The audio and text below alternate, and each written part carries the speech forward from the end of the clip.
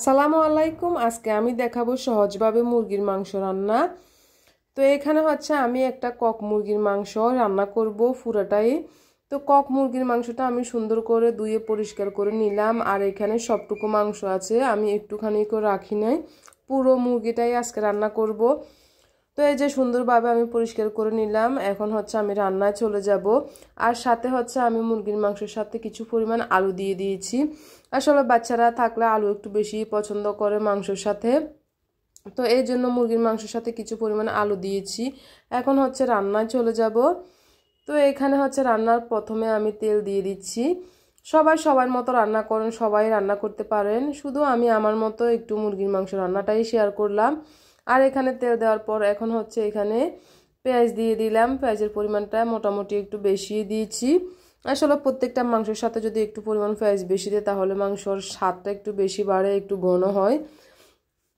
তো যাই হোক, এখানে আমি পেঁয়াজগুলোকে ভালোভাবে নাড়াচাড়া করে নিলাম। তারপর হচ্ছে কিছু পরিমাণ লবণ দিয়ে দিয়েছি, সাথে এলাচ, দারচিনি, তেজপাতা দিয়ে দিলাম, আর হচ্ছে পেঁয়াজ, রসুন, আদা দিয়ে দিয়েছি। এখন হচ্ছে হলুদের গুঁড়া, মরিচের গুঁড়া, আমি যেভাবে রান্না করতেছি ওইটাই দিচ্ছি। এখানে হচ্ছে ধনিয়ার গুঁড়া, জিরের গুঁড়া একসাথে দিয়ে দিয়েছি। এখানে হচ্ছে কিছু পরিমাণ গরম মশলা দিয়ে দিলাম। সব ধরনের মশলাই দেওয়া হয়ে গেছে। এখন হচ্ছে একটু পরিমাণ পানি দিয়ে দিয়েছি, আর মশলাটাকে ভালোভাবে কষিয়ে নিব। আসলে রান্নার মেইন উদ্দেশ্যটাই হচ্ছে মশলা কষানো।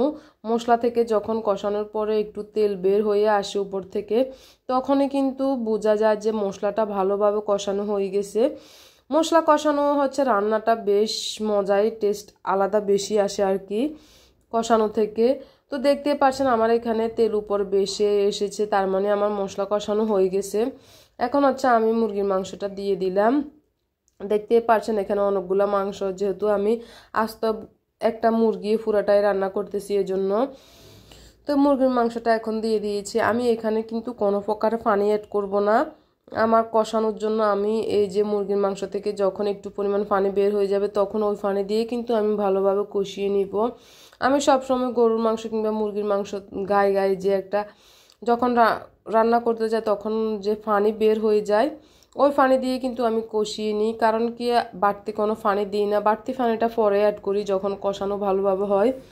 তো এখন হচ্ছে আমি ঢাকনা দিয়ে দিচ্ছি, আর কিছুক্ষণ পরে হচ্ছে আবারও চলে আসলাম।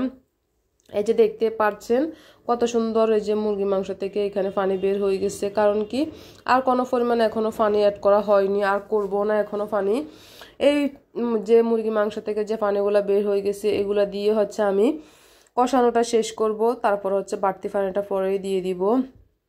তাই এখন হচ্ছে আমি কিছুক্ষণ নাড়াচাড়া করে হচ্ছে আবারও ঢাকনাটা দিয়ে দিব। এরপরে আমি আপনাদেরকে দেখাবো যে পানি কখন দিব বা কখন পানি দিলে আসলে মুরগির মাংসটা বেস্ট ভালোই রান্না হয়। তো দেখতেই পারবেন আমি কিন্তু এখন ঢাকনাটা দিয়ে দিব, কিছুক্ষণ নাড়াচাড়া করলাম। তারপরে আমি কিছুক্ষণ আবারও আসব। এই যে কিছুক্ষণ পর আবারও আসলাম। এখনও কিন্তু আমি এখানে পানি অ্যাড করিনি। দেখতে পাচ্ছেন আমার যথেষ্ট পরিমাণে এখানে মাংস থেকে পানি বের হয়ে গেছে। আর এই জলটা দিয়ে হচ্ছে আমি এখন কষানোটা ভালোভাবে করে নিব।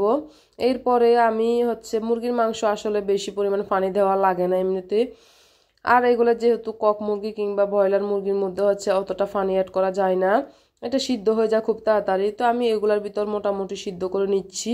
এখন অনেকখানি পানি যে শুকিয়ে গেছে একেবারে, যে মাংসের গায়ে গায়ে একেবারে মশলাটা হয়ে গেছে। দেখতে পাচ্ছেন এখানে অতটা জল নেই। তো যাই হোক, আমি একটু নাড়াচাড়া করে তারপর হচ্ছে পানিটা অ্যাড করে দিব। এখন যেহেতু আমার কষানো হয়ে গেছে, এখানে আমার মাংসের ভিতরে কোনো প্রকার পানি নেই। আর কিছুক্ষণ যদি রাখি তাহলে কিন্তু মশলাটা লেগে যাবে নিচে। এই জন্য হচ্ছে আমি এই যে আমি পরিমাণ মতো হচ্ছে পানি দিয়ে দিলাম। আর এখানে আমি বেশি পানি দিব না মুরগির মাংসের সাথে, যেহেতু আমার ভালোভাবে কষানো হয়ে গেছে। ভালোভাবে যখন মাংসটা আমরা কষিয়ে নিই তখন অতটা পানি দেওয়া লাগে না, মোটামুটি অল্প একটু দিলেই কিন্তু ভালোভাবে সিদ্ধ হয়ে যাবে আর রান্নাটাও শেষ হয়ে যাবে। তো দেখতেই পাচ্ছেন আমি কতটুকু পানি অ্যাড করলাম, আর দিব না, এতে করে আমার মাংসটা রান্না হয়ে যাবে খুব সহজভাবে। তো খুবই সহজ আসলে মাংস রান্না করা, মানে যাতে সুন্দরভাবে রেডি থাকলে কিন্তু রান্না করতে একেবারে সহজ হয় মাংসটা। সব কিছু যেহেতু এখন একেবারে হাতের কাছে থাকে, গুঁড়ো মশলা, বিভিন্ন ধরনের মশলা যেহেতু এখন বাটাবাটি আর করে না কেউ, তো এতে কিন্তু মাংস রান্নাটা অনেকটাই সহজ হয়ে যায়। তো এখন হচ্ছে কিছুক্ষণ পরে আমি এই যে দেখতে পাচ্ছি আবারও আসলাম, আর একটু আমি ঝোলটা শুকাবো, তারপরে হচ্ছে আমি চুলাটা বন্ধ করে দিব, আর একটু ঝোল শুকাতে হবে।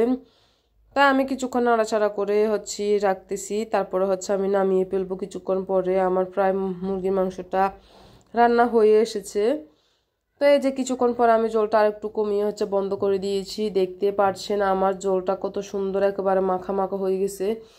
যেহেতু এখানে আলু আছে তো এই সেহেতু অতটাও জল নেই।